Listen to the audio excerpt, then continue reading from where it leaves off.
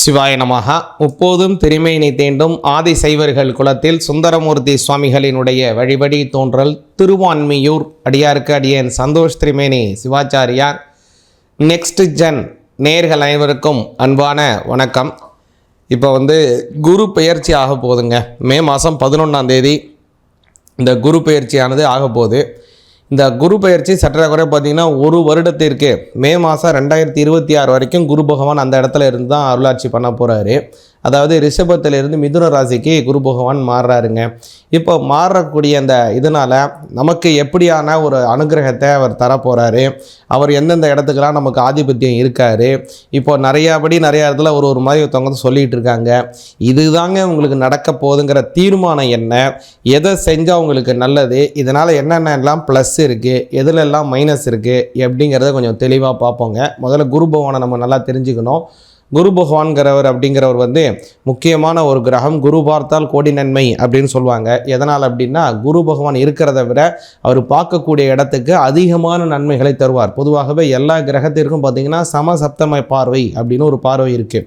அதாவது எந்த இடத்துல உட்காந்துருக்கோ அதுலேருந்து 7ஆம் இடத்தை அந்த கிரகமானது பார்க்கும். இப்போ நான் இங்கே இருக்கேன் அப்படின்னா எனக்கு முன்னாடி இந்த கேமரா ஓடிட்டு இருக்குன்னு வச்சுங்க. இப்போ எனக்கும் அந்த கேமராக்கும் இருக்கக்கூடிய அந்த டிகிரிங்கிறது சரியாக 180 டிகிரியில் இருக்கும். இப்படி நேராக இருக்கும். பக்கத்தில் எப்படி எடுத்து பார்த்தாங்க அப்படின்னா என்னால் நான் சொல்லக்கூடிய விஷயத்தை அவங்க பார்க்குறவங்களுக்கு சரியாக புரியாது இல்லையா? அப்போ நேராக பார்க்கும்போது தான் என்னுடைய முகம் நேராக அவங்களுக்கு பார்க்கும்போது தானே அது தெரியுது. அது மாதிரி அதுக்கு 180 டிகிரி பார்வை, அதற்கு நேர் பார்வை அப்படின்னு பேர். அது எல்லா கிரகத்தையும் இருக்குது.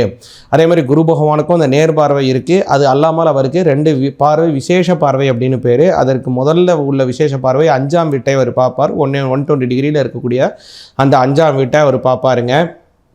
அதே மாதிரி 9ஆம் வீட்டையும் அவர் பார்ப்பார். அதனால் 5ஆம் வீட்டு பார்வையும் 9ஆம் வீட்டு பார்வையும் குரு பகவானினுடைய விசேஷ பார்வை அப்படின்னு பேர். அதனால் குரு பகவானுக்கு மொத்தம் 3 வகையான பார்வைகள் அவருக்கு இருக்குது. இருக்கிற இடத்தில் எந்த இடத்துல இருக்காரோ அதை விட அவர் எந்த இடத்துக்கு பார்வை பார்க்கிறாரோ அதனால் அந்த இடத்திற்கு அதிகமான நன்மைகள் கிடைக்கும். இப்போ குரு பகவான் சரியில்லாமல் இடத்துக்கு நமக்கு வந்திருந்தாலும் கூட, அல்ல சரியான இடத்துக்கு வந்திருந்தாலும் கூட, அவர் நல்லது செய்கிறார் கெட்டது செய்கிறார் அதெல்லாம் அடுத்த விஷயம். ஆனால் அவருடைய பார்வைங்கிறது 100க்கு 100% உங்களுக்கு நன்மையைத்தான் தரும். நீங்கள் எந்த ராசிக்காரங்களாக இருந்தாலும் சரிதான். அதனால் குரு பகவானினுடைய பார்வைங்கிறது ரொம்ப சிறப்பானது. அது மட்டும் இல்லை, குரு பகவானுக்கு பார்த்திங்க அப்படின்னா 12 மடங்கு பெரிய சுழற்சி பாதையை கொண்டவர் சூரிய பகவான். அதாவது நம்ம பூமி எப்படி சூரிய பகவானை சுற்றி வருதோ அதே மாதிரி குரு பகவான் நம்ம பூமியை விட 12 மடங்கு பெரிய சுழற்சி பாதையை கொண்டவர். அதனால் நம்ம பூமியை சுற்றி ஒரு பெரிய வட்டமாக நமக்கு ஒரு பெரிய அரணாக பாதுகாப்பாக இருக்கக்கூடிய பெரிய அறிஞர்கள்லாம் என்ன சொல்கிறாங்க அப்படின்னாங்க, பழங்காலத்திலலாம் பழைய காலத்திலலாம் அந்த பூமியை நோக்கி வரக்கூடிய பல அந்த எரிக்கற்களினுடைய தாக்குதலை குரு பகவானினுடைய அந்த ஈர்ப்பு சக்தி அதிகமாக இருக்கிறதுனால பூமிக்கு வர வேண்டிய பல எரிக்கற்கள் குரு பகவான், அதாவது இந்த ஜூபிட்டர் பிளானட்ல போய் மோதி இருக்கு அப்படிலாம் நிறைய சொல்றாங்க. அது மாதிரி நிறைய இடத்துல நம்மளை பாதுகாத்தவர் குரு பகவான். அதே போல வருங்காலத்திலே நிறைய விஷயத்துல நம்மளை பாதுகாக்கக்கூடிய எண்ணம் கொண்டவர். அதே மாதிரி பார்த்தீங்க அப்படின்னா குரு பகவானுடைய அனுகிரகம் ரொம்ப முக்கியமானது. இந்த உலகத்தில் விளையக்கூடிய பழைய தானியங்களுக்கு குரு பகவானுடைய ஆதிக்கம் வேணும். அதே மாதிரி தேதிக்கு ஒவ்வொரு விதமான உலகத்துக்கும் பார்த்தீங்கன்னாங்க ஒவ்வொரு விதமான அந்த கிரகங்களினுடைய ஆதிக்கம் முக்கியம். இரும்பினுடைய தன்மை நமக்கு நல்லா இருக்கணும். இரும்பு வியாபாரம் செய்யணும்னா சனி பகவானுடைய ஆதிக்கம் நமக்கு நல்லா இருக்கணும். அதே மாதிரி தாமிர பிஸ்னஸ் பண்ணுறோம், அதே மாதிரி இதெல்லாம் பண்ணுறோம் அப்படின்னா அதற்கு இந்த காப்பர் பிஸ்னஸ் பண்ணுறோம், காப்பர் ஒயர் பிஸ்னஸ் பண்ணுறோம் அப்படின்னா அதற்கு சூரிய பகவானுடைய அனுகிரகமானது வேணும். அதே வெள்ளி பிஸ்னஸ் பண்ணுறோன்னா சுக்கிர பகவானுடைய அனுகிரகம் வேணும். ஒவ்வொரு விதமான கிரகத்திற்கும் ஒவ்வொரு விதமான மெட்டல் லார்ஜி அப்படின்னு சொல்லுவாங்க. அந்த மெட்டலினுடைய தன்மை அதுக்கு இருக்குது. அதே மாதிரி நம்ம நிறையா தங்கம் வாங்கணும், வீட்டில் நிறைய தங்க ஆபரணங்கள் சேரணும், நமக்கு நல்ல தங்கத்தில் முதலீடு செஞ்சுருக்கோம், நல்ல அபிவிருத்தி ஆகணும் அப்படின்னா அதற்கு குரு பகவானுடைய அனுகிரகம் வேணும். அது மட்டும் இல்லை, குழந்தை பாக்கியத்தை தரக்கூடியவர் குரு பகவான். அதனால தான் குரு பகவானுக்கு புத்திரகாரகன் அப்படின்னு பேர். அதனால தான் புத்திரகாரகனாக இருக்கக்கூடிய குரு பகவான் அனுகிரகம் வந்தால் தான் ஒருத்தவருக்கு குழந்தை பாக்கியம் கிடைக்கும். அது மட்டும் இல்லாமல் கல்யாணம் நடைபெறுவதற்கும் குருவினுடைய நோக்கு, வியாழ நோக்கு, குரு பார்வை மிக மிக அவசியம். அதனால் அந்த குரு பலன்கிறது ரொம்ப முக்கியம். அதனால தான் என்ன சொல்லுவாங்க, வியாழ நோக்கு வந்துருச்சா, குருதசை வந்துருச்சு வந்துருச்சா, குழந்தைக்கு கல்யாணம் பண்ணலாமா அப்படின்னு பாருங்கள் அப்படின்னு ஜோதிடர்கிட்ட கேட்பாங்க. அதுமாரி குரு பகவான் ரொம்ப அற்புதமான கிரகம், முக்கியமான கிரகம். அவருடைய பெயர்ச்சி 2025 மே மாதம் 11ஆம் தேதி நடக்குதுங்க. அதாவது ரிஷபராசிலேருந்து மிதுன ராசிக்கு இந்த பெயர்ச்சி அடைகிறார். அந்த பெயர்ச்சியினால் உங்களுக்கு பிரத்யேகமாக ஒரு கன்க்ளூஷனாக இதுதான் நடக்கும், என்ன நடக்க போகுது அப்படிங்கிறத விரிவாக பார்ப்போம். சிவாய நமக. மிதுன ராசிக்கு இந்த குரு பகவானுடைய மாற்றம் அப்படிங்கிறது ஒரு நல்ல மாற்றமா அல்லது ப்ளஸ்ஸா மைனஸா அப்படின்னு கேட்டிங்க அப்படின்னா ரொம்ப கவனத்தில் கொள்ள வேண்டிய மாற்றம். மிதுன ராசிக்கு என்ன அப்படின்னா ஜென்மத்துக்கு தான் குரு வராரு. அதனால் ஜென்ம குருங்கிறது வனவாசமான சூழ்நிலைகளை ஏற்படுத்தும். இது ஒரு பக்கம் இருக்கட்டும். ஆனால் குரு பகவானினுடைய பார்வைங்கிறது மிதுன ராசிக்காரங்களுக்கு அதீதமான நன்மையை தருது. அதனால் அதையும் நீங்கள் கவனிச்சுக்கணும். அதாவது 7ஆம் பாவத்தை பார்க்குறாரு, 5ஆம் பாவத்தை பார்க்குறாரு, 9ஆம் பாவத்தை பார்க்குறாரு. இந்த மாதிரி முக்கியமான கிரகங்கள், முக்கியமான ஸ்தானங்கள் எல்லாமே குருவினால் பார்க்கப்படுது. அதே மாதிரி உங்களுக்கு கவனிச்சிங்கன்னா சப்தமஸ்தானாதிபதி ஜீவனஸ்தானாதிபதி, இந்த சப்தமஸ்தானாதிபதியும் ஜீவனஸ்தானாதிபதி அப்படிங்கிறது ஒரு கேந்திரமான பலனை தரக்கூடியது. கேந்திரம்னு பேர். இந்த கேந்திர பலனை தரக்கூடிய 7-10 கூடியவங்க ஜென்மஸ்தானத்தில் உட்காருவது இது மாகேந்திர யோகத்தை தரக்கூடியது. அதனால் குழந்தை இல்லாதவங்களுக்கு குழந்தை பாக்கியத்தை கொடுக்கும் இந்த சமயத்தில் மிதுனராசிக்காரங்களுக்கு. அதனால் ரொம்ப நாளாக குழந்தையே இல்லைங்கன்னு இப்போ வேண்டி கொண்டு இருக்கக்கூடியவங்க, குழந்தை பாக்கியம் வேணும்னு வேண்டக்கூடிய மிதுன ராசிக்காரங்களுக்கு நிச்சயமாக அந்த குரு பெயர்ச்சியில் உங்களுக்கு குழந்தை பாக்கியம் உண்டு. அதே மாதிரி கவனிச்சிங்க அப்படின்னாங்க, இது ஒரு நல்ல பலன் என்னன்னு கேட்டிங்க அப்படின்னா பொருளாதார ரீதியாக நல்ல உயர்வு நிலைகள் இருக்கும். கூடுதலாக ஜென்மகுரு இல்லையா, செலவும் இருக்கும். அதனால் வரவும் இருக்கும், செலவும் இருக்கும். அந்த வரவுக்கும் செலவுக்கும் அதிகமானபடியாக போயிட்டே இருக்கும். இப்போ நீங்கள் சரிங்க வரவு வந்துக்கிட்டே இருக்குது, செலவு ஆகிட்டே இருக்குது, எப்போ தாங்க கையில் நிறுத்துறது, எனக்கு கையில் நின்னா தானேங்க எனக்கு ஒரு நல்லது, நான் என்னுடைய வருங்காலத்தை நான் கவனிக்கணுமே அப்படின்னு நீங்கள் கவனிச்சிங்கன்னா எளிமையான விஷயம் சொல்கிறேன். நீங்கள் இப்போ குரு பகவான் உங்கள் ஜென்மத்தில் வரார் இல்லையா, செலவை கொடுக்குறாரு இல்லையா, உங்களுக்கு பாசிட்டிவான ஒரு நல்ல விஷயம் என்னென்னா 3ஆம் அதிபதியாக சூரியன் இருக்கிறதுனால அப்போது நீங்கள் என்ன செய்யணும் அப்படின்னா இந்த மாதத்தில் வரக்கூடிய அந்த வருமானம் இருக்குது இல்லைங்களா, அந்த வருமானத்தினால செலவை செய்யாமல் அதை அப்படியே தேக்கி வச்சிடணும். அடுத்த மாதம் வரக்கூடிய செலவுக்கு போன மாதத்திற்கும் போன மாதம் உள்ள வருமானத்தை கொண்டு வர வேண்டும். ஒரு மாதம் கொஞ்சம் சிரமமாகத்தான் இருக்கும்.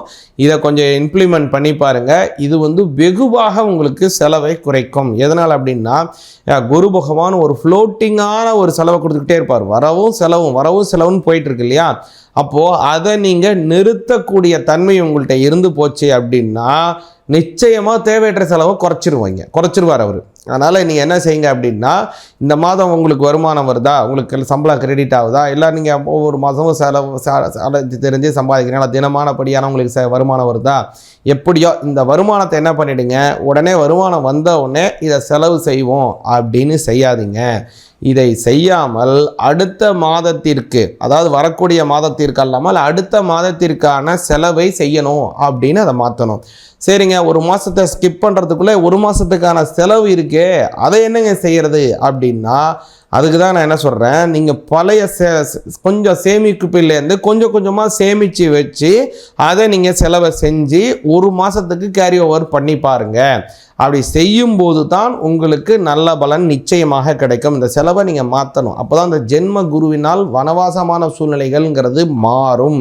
உங்களுடைய பணத்தை நீங்கள் உடனே எடுத்து செலவு பண்ணீங்க அப்படின்னா அது அதிகப்படியான விரைய செலவாகவே உங்களுக்கு போயிடும். அதை நீங்கள் கவனமாக வச்சுக்கணும். அடுத்ததாக உங்களுக்கு நீங்கள் கவனத்தில் கொள்ள வேண்டிய முக்கியமான விஷயம் என்னென்னா 10ஆம் அதிபதி ஜென்மஸ்தானத்தில் போகிறதுனால உங்கள்கிட்ட வேலை செய்கிறவங்க, உங்கள் கூட வேலை செய்கிறவங்க, மேலதிகாரி, கீழதிகாரி, இவங்களுடன் நீங்கள் ஒரு சுமூகமான உறவை நிச்சயமாக வச்சுக்கணுங்க. அதனால் அவங்களுக்கு ஏதாவது ஒரு சின்ன மனஸ்தாபம் ஏற்படுறது, உங்களை சரியாக நீங்கள் சொன்னக்கூடிய விஷயத்தை அவங்க புரிஞ்சிக்காமல் செயல்படுறது, அல்லது ஒரு கம்யூனிகேஷன் கேப் விழுந்துருது, இதெல்லாம் இருக்கு இல்லையா. இந்த சமயத்துலலாம் நீங்கள் ரொம்ப அவசரப்படாமல் ஒரு நிதானமான போக்கை கையாண்டு ஒரு சுமூகமான முறையில் இந்த பிரச்சனையெல்லாம் தீர்க்கணும். அப்படி தீர்க்க வேண்டியது மிக மிக அவசியம். அதை கொஞ்சம் மிஸ் பண்ணிட்டீங்க அப்படின்னா உங்களுக்கும் சக ஊழியர்களுக்கும் கொஞ்சம் பிரச்சனை ஏற்பட்டுடலாம். அந்த பிரச்சனையானது 1 வருடம் 2 வருடத்திற்கு கூட நீடித்து செல்லக்கூடிய அளவுக்கான ஒரு பெரிய பிரச்சனையாக மாறுவதற்கு வாய்ப்பு இருக்குது. அதனால் அதில் நீங்கள் கொஞ்சம் கவனமாக இருக்கணுங்க.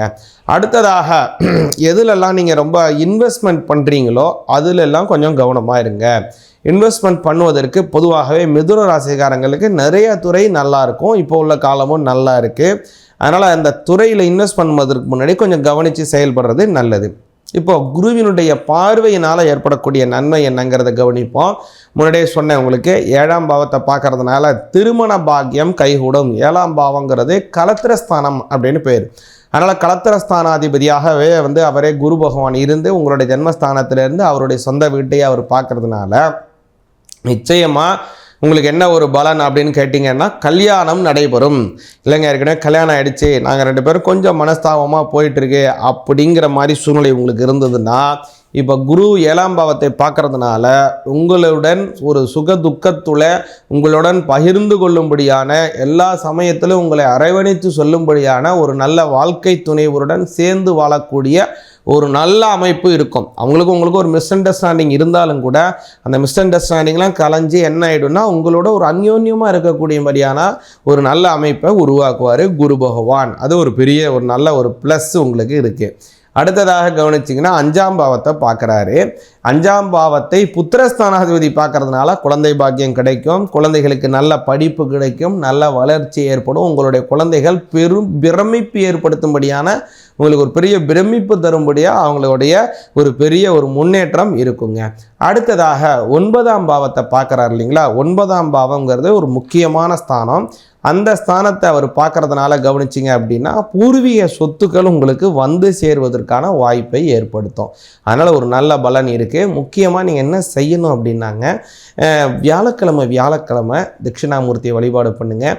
அதேமாதிரி உங்களுக்கு மனசுக்கு பிடிச்ச மகான், வடலூர் ராமலிங்க அடிகளார், சாய்பாபா, புட்டபரதி சாய்பாபா, அதேமாதிரி ராமகிருஷ்ண பரமஹம்சர், அதே போல் ஆதிசங்கரர், காஞ்சி மகா சுவாமிகள், ஆதீனங்கள், உங்களுக்கு யாரை பிடிக்குமோ, இந்த மாதிரி உங்களுக்கு குருவாக இருக்கக்கூடியவங்க யார், எந்த மகானை ரொம்ப பிடிக்குமோ, ஒருவேளை அவங்க முக்தியான மகானாக இருக்கலாம் அல்லது இப்போ ஜீவிதம் செய்யக்கூடிய மகானாக இருக்கலாம், அதை பற்றி ஒன்றும் கவலையே இல்லை. யாராக இருந்தாலும் சரி, அவங்களுக்குன்னு ஒரு முக்கியமான இடம் இருக்கு இல்லையா, அவங்களுடைய கோவிலாக இருக்கலாம், இல்லை அதிஷ்டானமாக இருக்கலாம், அவங்களுடைய வீடாக இருக்கலாம், இல்லை அவங்களுடைய இடமா இருக்கலாம், ஏதோ ஒன்று இருக்கு இல்லைங்களா, அந்த இடத்துக்கு வியாழக்கிழமை ஒரு நாள் வியாழக்கிழமையில் போயிட்டு அவரை வழிபாடு செஞ்சு அவருக்கு உண்டான ஆராதனையை செஞ்சு அவருக்கு இனிப்பு, அவர் பேரை சொல்லி பக்தர்களுக்கு இனிப்பான பதார்த்தங்கள், லட்டு கொடுக்கறது, ஜாங்கிரி கொடுக்கறது, சக்கரை பொங்கலை கொடுக்கறதுன்னு இனிப்பு பதார்த்தங்களை பக்தர்களுக்கு விநியோகம் பண்ணிட்டு வாங்க.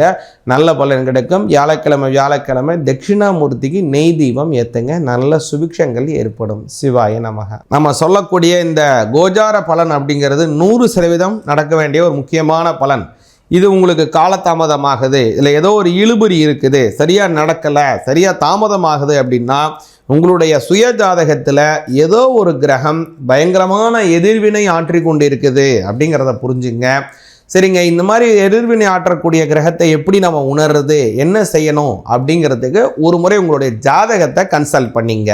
அடியன்ட்ட உங்களுடைய ஜாதகத்தை கன்சல்ட் பண்ணுறதுக்கு கீழ்காணும் நம்பருக்கு வாட்ஸ்அப் மூலமாக தொடர்பு கொள்ளுங்கள். சிவாய நமகா. நல்லது நடக்கட்டும். இறைவனுடைய அனுகிரகம் பரிபூர்ணமாக கிடைக்கட்டும். சிவாய நமகா.